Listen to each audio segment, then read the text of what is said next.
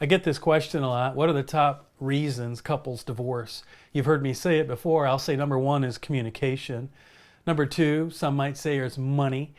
Number three could be sex or the lack of it. And number four, this is probably one of my favorites, the thermostat. Fighting over the temperature controls in your house or in your car. I don't know who came up with individual thermostat control in automobiles, but I just want to give them a hug.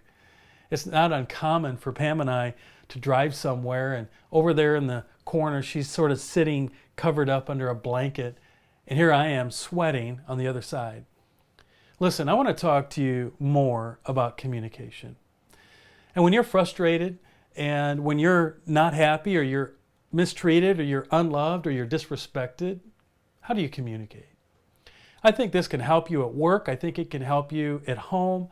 And I want you to be thinking about your tone, the tone of voice.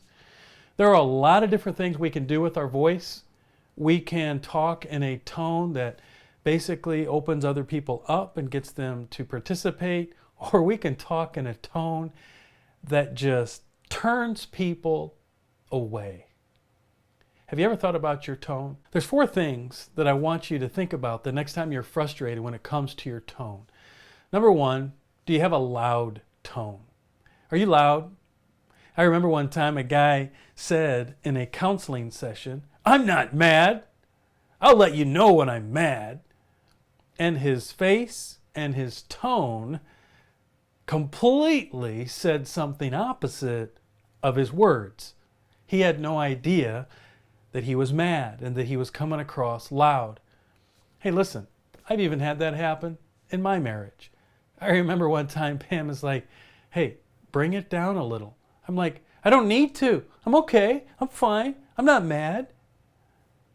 I was deaf to my own tone. Have you been there?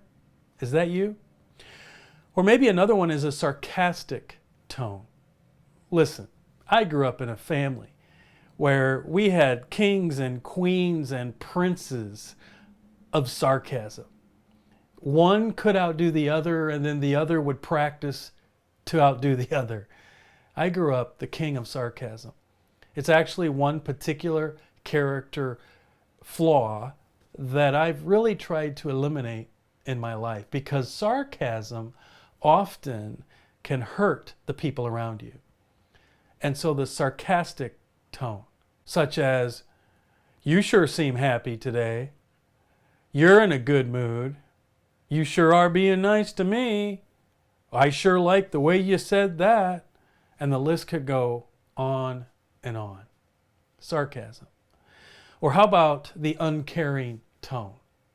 Just a simple tone of voice that basically lets the other person know you just don't care.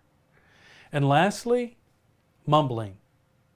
A tone of communication, mumbling under the breath. I've done that too. You're about 10 steps away and you just kind of mumble a few words and they can hear you.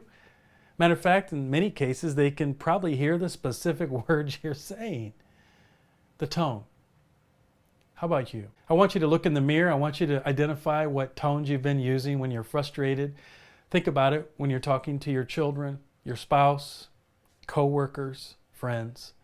Obviously, when you're happy, it's usually not an issue. But when you're frustrated, take a look in the mirror.